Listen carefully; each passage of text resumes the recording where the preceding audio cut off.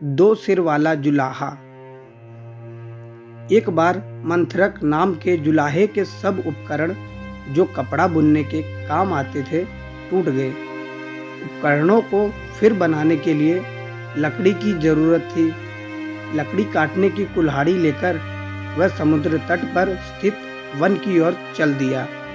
समुद्र के किनारे पहुंचकर उसने एक वृक्ष देखा और सोचा कि इसकी लकड़ी से उसके सब उपकरण बन जाएंगे।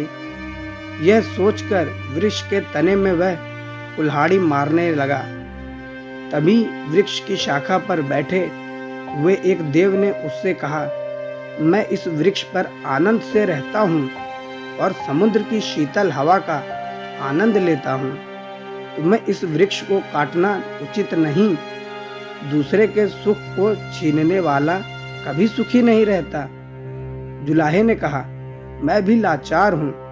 लकड़ी के बिना मेरे उपकरण नहीं बनेंगे, कपड़ा नहीं बुना जाएगा, जिससे मेरे कुटुंबी भूखे मर जाएंगे। इसलिए अच्छा यही है कि तुम किसी और वृक्ष का आश्रय लो। मैं इस वृक्ष की शाखाएं काटने को विवश हूँ। देव ने कहा, मंथरक, मैं तुम्हारे उत्तर से प्रसन्न हूँ। तुम कोई भी एक वर मांग लो, मैं उसे पूरा करूँगा। केवल इस वृक्ष को मत काटो। मंथरक बोला, यदि यही बात है तो मुझे कुछ देर का अवकाश दो। मैं अभी घर जाकर अपनी पत्नी से और मित्र से सलाह करके तुमसे वर मांगूंगा। देव ने कहा, मैं तुम्हारी प्रतीक्षा करूंगा।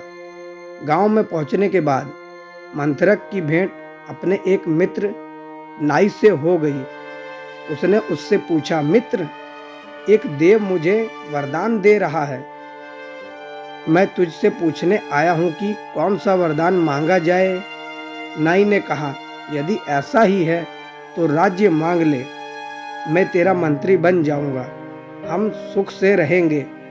तब मंथरक ने अपनी पत्नी से सलाह लेने के बाद वरदान का निश्चय करने की बात नाई को कही। नाई ने स्त्रियों के साथ ऐसी मंत्रणा करना नीति विरुद्ध बतलाया। उसने सम्मति दी कि स्त्रियां प्रायः स्वार्थ परायण होती हैं। अपने सुख साधन के अतिरिक्त उन्हें कुछ भी सूझ नहीं सकता। अपने पुत्र को भी जब वह प्यार करती हैं तो भविष्य में उसके द्वारा सुख की कामनाओं से ही करती हैं। मंथरक ने फिर भी पत्नी से सलाह किए बिना कुछ भी न करने का विचार प्रकट किया। घर पहुंचकर वह पत्नी से बोला, आज मुझे एक देव मिला है। वह एक वरदान देने को उद्यत है। नाई की सलाह है कि राज्य मांग लिया जाए। तू बता कि कौन सी ऐसी चीज मांगी जाए। पत्नी ने उत्तर दिया, राज्य शासन का काम बहुत कष्टप्रद है। संधि विवृद्धि आदि से भी राज्य को अवकाश नहीं मिलता। राज मुकुट प्राय कांटों का ताज होता है। ऐसे राज्य से क्या अभिप्राय जो सुख न दे। मंथरक ने कहा, प्रिय, तुम्हारी बात सच है। राजा राम को भी और राजा नल को भी राज्य प्राप्ति के बाद कोई सुख नहीं मिला था। हमें भी कैसे मिल सकता है। किंतु प्रश्न यह है कि राज्य न मांगा जाए तो क्या मांगा जाए। मंथरक पत्नी ने उत्तर दिया, तुम अकेले 2 हाथों से जितना कपड़ा बुनते हो उससे भी हमारा व्यय पूरा हो जाता है। यदि तुम्हारे हाथ 2 की जगह 4 हों और सिर भी 1 की जगह 2 हों तो कितना अच्छा हो। तब हमारे पास आज की अपेक्षा दुगना कपड़ा हो जाएगा। इससे समाज में हमारा मान बढ़ेगा। मंथरक को पत्नी की बात जच गई। समुद्र तट पर जाकर वह देव से बोला, यदि आप वर देना ही चाहते हैं तो यह वर दो कि मैं 4 हाथ और 2 सिर वाला हो जाऊं।